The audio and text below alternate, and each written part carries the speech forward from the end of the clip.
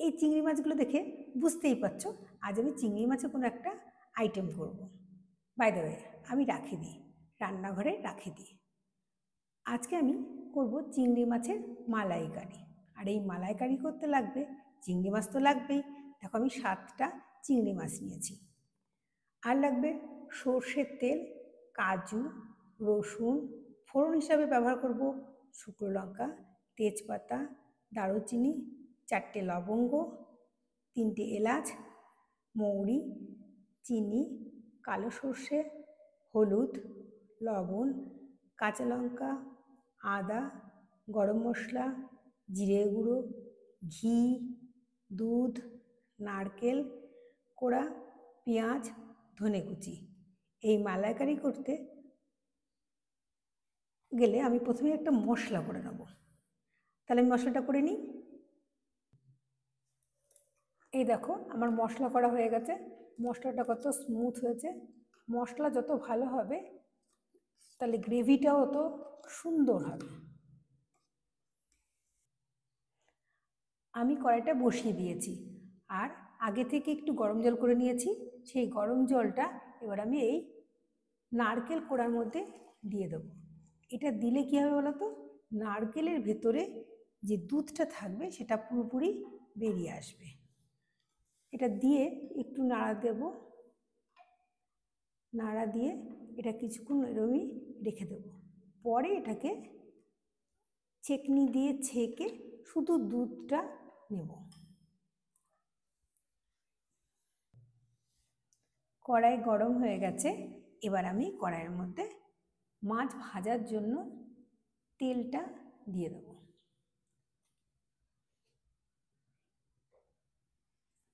দেখো যে এই মাছগুলো কিন্তু আমি আগের থেকেই লবণ হলুদ মাখিয়ে রেখেছি। আর মাছগুলো পরিষ্কার করার সময় মাথার মধ্যে একটা নোংরা থাকে, সেই নোংরাটা আমি ফেলে দিয়ে ওর ভেতরে একটা স্টিক গুঁজে দিয়েছি যাতে মাছগুলো কুঁকড়ে না যায়, মাছগুলো সোজাসুজি থাকে। ও তেলটা গরম হয়ে গেছে, তেলটা একটু নাড়িয়ে দিই, পুরো কড়াইতে মাখিয়ে দিই। তাহলে কী হবে বলো তো, মাছটা লেগে যাবে না।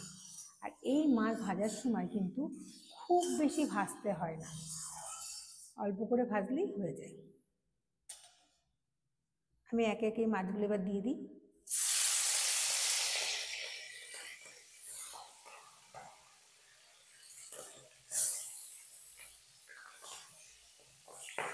এই মাছগুলো কিন্তু দেশি মাছ, দেখে তোমরা বুঝতেই পারছো এই মাছগুলো কিন্তু বেশি ভাজতে হয় না। বেশি ভাজলে কিন্তু মাছগুলোর মধ্যে যে একটা সফটনেস ভাব থাকে সেইটা নষ্ট হয়ে যায়। এই মাছগুলো আমার ভাজা হয়ে গেছে। এবার বাকি মাছগুলো দিয়ে দিচ্ছি। মাছগুলো একটু কাট করে রেখেছি মাছগুলো, তাহলে তেলটা পুরোপুরি নেমে যাবে। এবার একটা আমার হাতার সাহায্যে মাছগুলোকে আমি তুলে দিচ্ছি।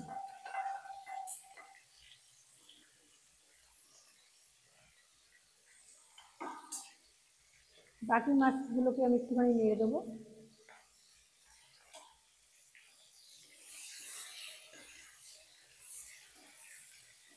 মাছগুলো ভাজা হয়ে গেলে তুলে আমি এর মধ্যে মশলাটা ভেজে নেব। এই মাছগুলো হয়ে গেছে, এবার মাছগুলো আমি তুলে দেবো। তুলে এর মধ্যে ফোড়ন দেবো, ফোড়ন দিয়ে মাছ মশলাগুলো দিয়ে দেবো।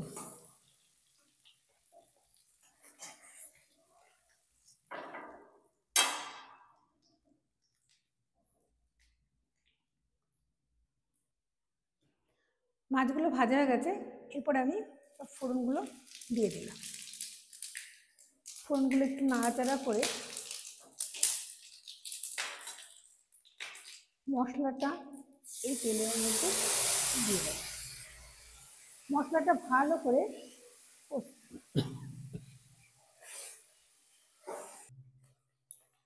দেখো মশলাগুলো কষাচ্ছি, আর আমি মশলার বাটিটা ধুয়ে জলটার মধ্যে মিশিয়ে দিচ্ছি।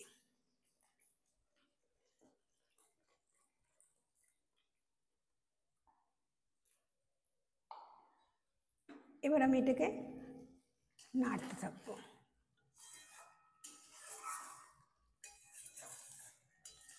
যতক্ষণ না পর্যন্ত এই মশলা থেকে তেল বেরোয়। তোমরা মশলাটাই যতটা পর্যন্ত গ্রেভি দিয়ে করবে সেইভাবেই তোমরা মশলাগুলো নেবে। এই মশলার মধ্যে এবার স্বাদ মতো লবণ, হলুদ দিয়ে দেবো।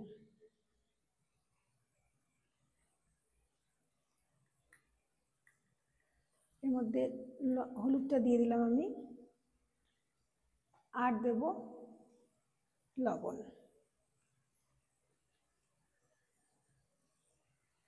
স্বাদ অনুযায়ী লবণ দেব, প্রয়োজন পড়লে পরে আমি আবার দিয়ে নেব, এখন এইটুকুই দিলাম।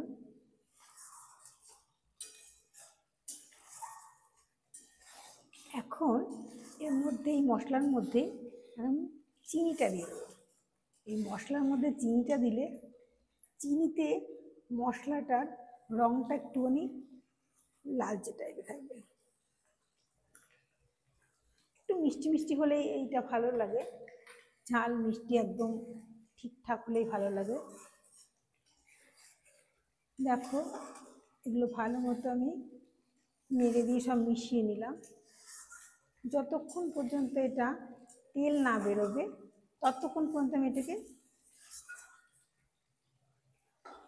নেড়িয়ে যাব। আস্তে আস্তে দেখো চটপট করে ফুটছে এটা।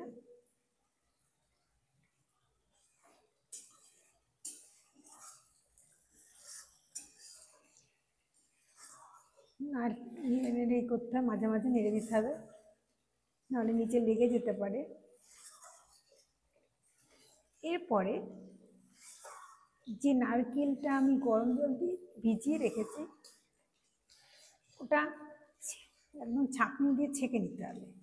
ছেঁকে নিয়ে ছিপাটাকে ফেলে দিতে হবে, আর যে দুধটা বেরোবে, নারকেলের যে দুধটা বেরোবে সেইটা এটার সঙ্গে দিয়ে দিতে হবে। এখানে অনেকটা এখনো কষাতে হবে, পরে আমি দেখে নেবো এটা লবণ লাগবে কিনা।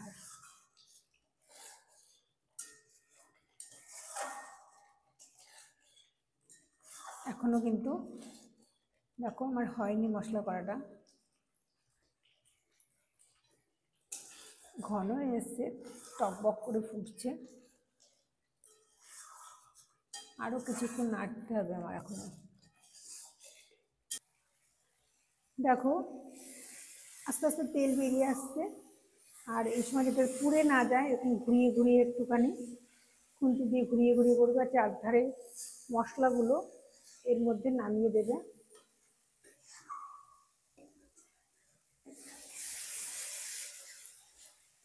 ঠিক এমনিভাবে যাতে কড়াইয়ের সঙ্গে এটা লেগে না যায়, লেগে গেলে আবার পোড়া পোড়া গন্ধ লাগবে।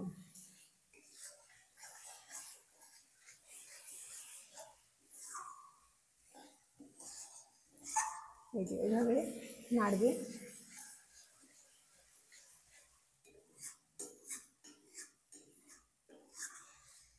এইভাবে নাড়বো, দেখো মশলা থেকে তেলটা আলাদা হয়ে আসছে। এবার এর মধ্যে আমি দুধ দিয়ে দেবো। দুধটা আমি আগের থেকে জ্বালিয়ে ঠান্ডা করে রেখেছি, স্বাভাবিক টেম্পারেচারে দুধটা রয়েছে। দুধটার মধ্যে দেবো, মশলাটা হয়েই গেছে প্রায়।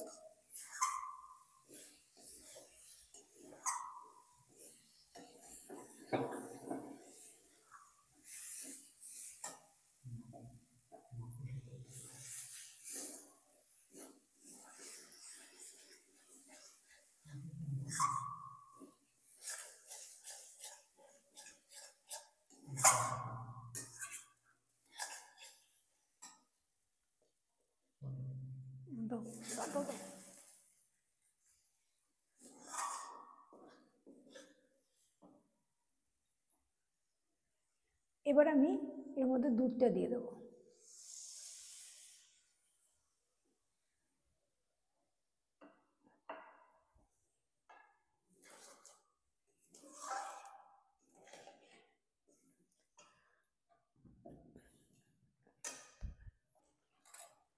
এটা হতে হতে আমি নারকেলের জলটা সেঁকে নেব।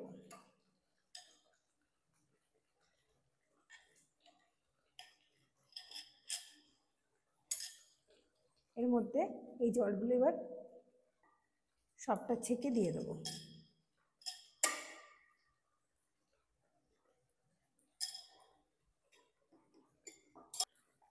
এবার আমি এই দুধটা এর মধ্যে দিয়ে দেব। এটা কিন্তু নারকেলের দুধ।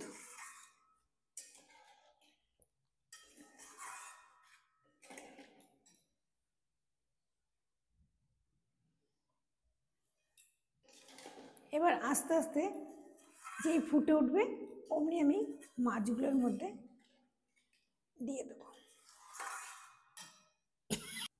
এটা ফুটে গেছে, এবার এই মাছগুলো এর মধ্যে আমি দিয়ে দেবো। এই সময় গ্যাসের ফ্লেমটা একটু আমি কমিয়ে দেবো। একে একে সব মাছগুলো এর মধ্যে দিয়ে দিলাম।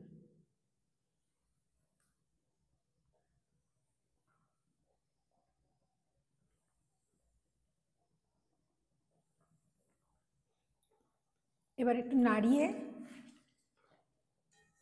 পুরো ঝোলের মধ্যে এটাকে নামিয়ে দিয়ে খানিকটা ফুটতে দেবো।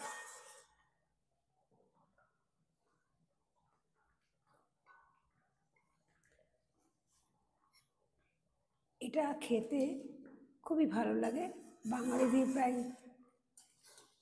প্রিয় খাবার বলতে হবে চিংড়ি মাছের মালাইকারি। যেহেতু এর মধ্যে দুধটা গেছে সেই জন্য এর রঙটা দেখো কি সুন্দর এসছে। এটা একটু বেশ খানিকক্ষণ ফুটতে দিতে হবে, তাই একটুখানি নরম হবে, স্বাদটাও বেশ ভালো হবে।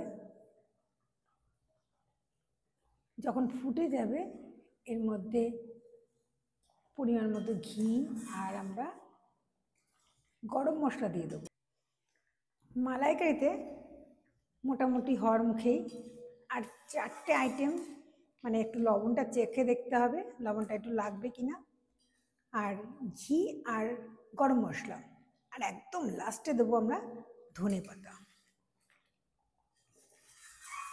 দেখো এটা কিন্তু প্রায় হয়েই গেছে। এবার আমি এর মধ্যে দিয়ে দেবো ঘি।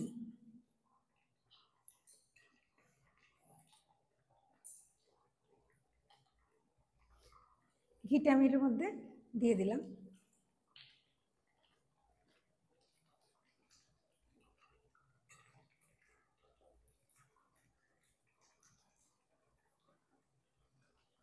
আর দিলাম গরম মশলা।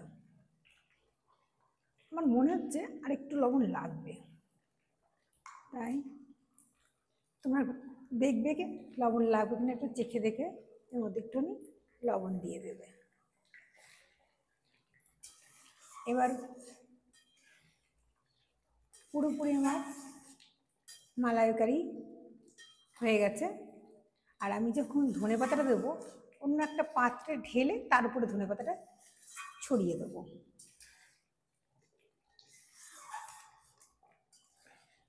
আমার মালাইকারি পুরোপুরি হয়ে গেছে, এবার আমি একটা পাত্রে ঢেলে দেবো। আমার মালাইকারি হয়ে গেছে, এবার আমি একটা অন্য পাত্রে এটা ঢেলে দিয়ে তার উপরে আমি ধনেপাতাগুলো ছড়িয়ে দেবো।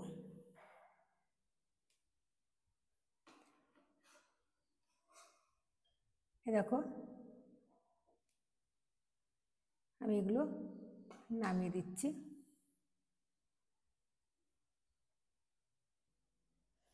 ধন্যবাদ সবাইকে ভিডিও দেখার জন্য।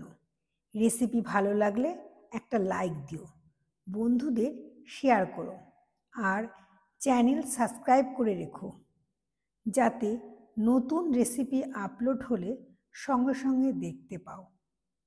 আবার দেখা হবে পরের ভিডিওতে। ততদিন পর্যন্ত সুস্থ থেকো আর রান্না করে খাইয়ে সবাইকে খুশি রাখো।